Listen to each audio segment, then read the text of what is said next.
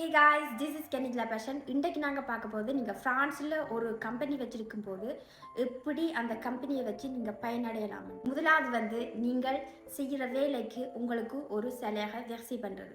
அப்படின்றக்க நீங்கள் கோட்டிசேஷன் சோசியல் கட்டுவீங்க. உங்களோட என்டர்பிரைஸ் தான் அதை கட்டும்.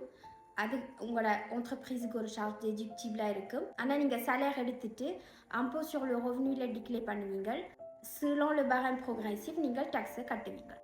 ரெண்டாவது விஷயம் டிவிடெண்டா காசை வெளியில் எடுக்கிறது. அது நீங்கள் ஒவ்வொரு வருஷமும் பிலோ முடிச்சுட்டு உங்களோட கம்பெனியில் லாபம் இருக்கேக்க 2 விதமாக டாக்ஸ் கட்டிட்டு காசை வெளியில் எடுக்கலாம். ஒன்றில் நீங்கள் காசு எடுத்துட்டு உங்களோட impôt sur le revenu declare பண்ணி barème progressifக்கு ஏற்ற மாதிரி நீங்கள் உங்களோட டாக்ஸை கட்டிக்கொள்ளலாம். ரெண்டாவது 31.4% PFU கட்டி போட்டு காசை உங்களுக்கு எடுத்துக்கொள்ளலாம். மூன்றாவது அந்தமினிட்டி கிலோமீட்ரிக். அந்தமினிட்டி கிலோமீட்ரிக் உங்களோட பர்சனல் காரை யூஸ் பண்ணி ஏதாவது கம்பெனி விஷயங்களை செய்வீங்களா? ஃபார் எக்ஸாம்பிள் நீங்கள் சாமான் வாங்க போகலாம், கிளியோவை பார்க்க போகலாம். ஆனால் டிரிஜன் அவற்றை பர்சனல் காரை தான் யூஸ் பண்ணுறார் என்று சொல்லிங்க.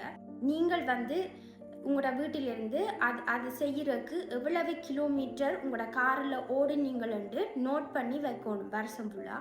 உங்களோட காரின் புய்சன்ஸ் ஃபிஸ்கலுக்கு ஏற்ற மாதிரி ஃப்ரெஞ்சு அரசாங்கம் நீங்கள் எவ்வளவு காசு கிலோமீட்டருக்கு எடுத்துக்கொள்ளலாம்னு சொல்லுது ஒவ்வொரு வருஷம். காசு சொசைட்டி உங்களுக்கு என்னத்துக்கு தருதுண்டா, நீங்கள் பர்சனலாக கட்டுற இன்சூரன்ஸ், கார் தேய்கிறதுகள், எசன்ஸ் போடுறது, என்ட்ரட்டியன் செய்கிறீங்கள். அதுக்கு அவியல் ஒரு குட்டி அமௌண்ட்டை எஸ்டிமேட் பண்ணிவிட்டு உங்களுக்கு அதை ரம்பர்ஸ் பண்ணினேன். நீங்கள் இப்போ டெப்ளாஸ்மெண்ட் செய்யும்போது பேயாஜும் பார்க்கிங்கும் கட்டினீங்கன்னா கூட நீங்கள் எந்த கிளியோவை பார்க்க போனீங்கள், எந்த ஆஃபேருக்கு போனீங்கள்னு ஜஸ்டிஃபிகேஷன் செஞ்சீங்களா அந்த டிக்கெட்டில், அது கூட சொசைட்டியால் ரம்பர்ஸ்மெண்ட் செய்யலாம். நாலாவது உங்களோட கம்பெனியில் காசு இருந்து கம்பெனின்ற பேரிலேயே காரை வாங்குறது. அப்படி வாங்கும்போது நீங்கள் அட்டோஸ்மாக இருக்கணும். ஏனெண்டா ஃப்ரெஞ்சு அரசாங்கம் உங்களோட கம்பெனின்ற பேரில் ஒரு ஃபெராரி வண்டி ஓடுறதுக்கு ஈஸியாக ஆத்தோரைஸ் பண்ண மாட்டேன். நீங்கள் உங்களோட கம்பெனின்ற பேரில் ஒரு காரை வேண்டும் போது நீங்கள் 2 விஷயம் அவதானிக்கணும். ஒன்று, அந்த கார் டீசல் ஓடுதோ, எசன்ஸ் ஓடுதோ, எலக்ட்ரிக் கொண்டு அதை நீங்கள் அவதானிக்கணும். மற்றது எவ்வளவு CO2 அது டிகேஜ் பண்ணுதுன்னு அவதானிக்கணும். ஃபார் எக்ஸாம்பிள் நீங்கள் ஒரு எலக்ட்ரிக் காரை உங்களோட கம்பெனி பேரில் வாங்கினீங்களா, நார்மல்மாக les amortissements sont déductibles. ஆனால் நீங்கள் ஒரு கூட எமிஷனை ப்ரொஜெக்டே பண்ணுற காரை உங்களோட கம்பெனியில் வாங்கினீங்களா, உங்களோட une partie de charge déductible இல்லை.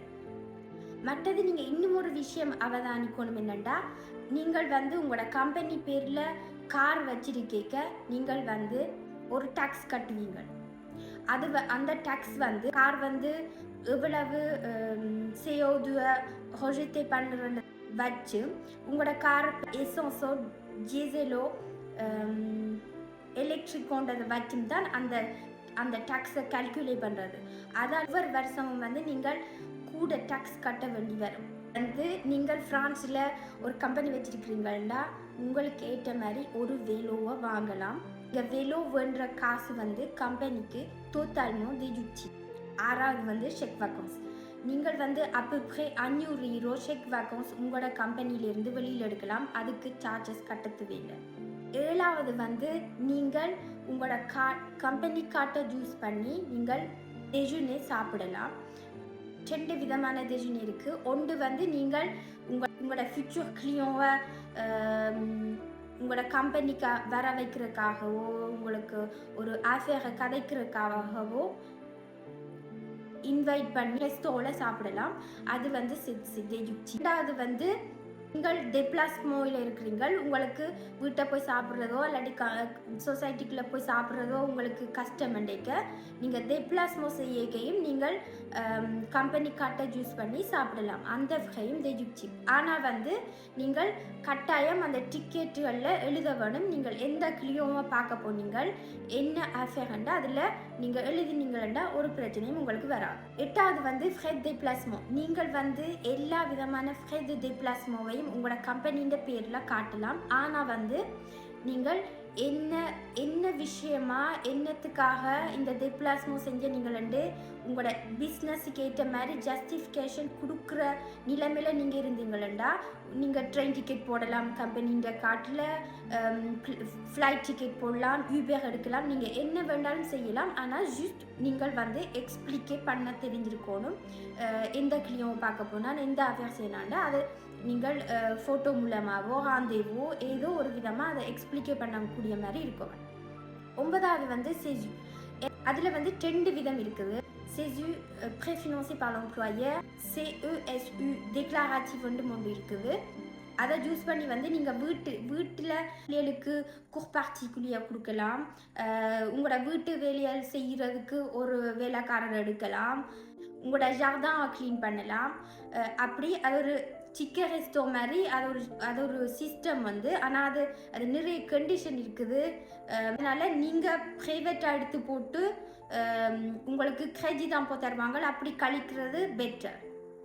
10வது வந்து உங்களோட வைஃப் உங்களுக்கு உங்களோட கம்பெனிக்குள்ள ஹெல்ப் பண்ணினாண்டா அவருக்கு ஒரு என்டர்பிரைஸ் இண்டிவிஜுவல் மாதிரி திறந்து போட்டு உங்களோட சொசைட்டி மெயின் சொசைட்டிலேருந்து அவருக்கு ஒரு ப்ரெஸ்டேஷன் மாதிரி அவருக்கு வெர்சே பண்ணலாம். ஆனால் இப்போ இந்த அவ terrier impôt sur le revenu declare பண்ணி நீங்கள் அம்பு கட்டுவீங்க. ஜுக்கு அதை வந்து நீங்கள் தான் கால்குலேட் பண்ணி பார்க்கணும் எது பெட்டர் வேண்டு. 11வது வந்து உங்களோட கம்பெனி காசில் நீங்கள் ஃபார்மேஷன் செய்யலாம், சிட் இன்டர்நெட் செய்யலாம், ட்ராவோக்கள் செய்யலாம். எல்லாமே உங்களோட கம்பெனிக்கு ஒரு சார்ஜ் டெடியூக்டிபிள் தான். நீங்கள் என்ன தெப்போ செஞ்சாலும் நீங்கள் செய்கிற தொழிலுக்கு அந்த செலவை நீங்கள் ஜஸ்டிஃபிகேஷன் கொடுக்கலாமா என்றதை நீங்கள் யோசித்து நீங்கள் உங்களோட கம்பெனி காட்ட ஜூஸ் வந்து ஃப்ரெஞ்சில் சொல்கிறது les dépenses doivent être dans l'intérêt de la société et dans le cadre d'une activité normale. அதை நீங்கள் யோசித்து உங்களோட கம்பெனி கார்டில் செலவழிங்க. இந்த வீடியோ உங்களுக்கு பிடிச்சிருக்குமென்னு நம்புகிறேன். அடுத்த வீடியோவில் பார்க்கலாம். பாய்.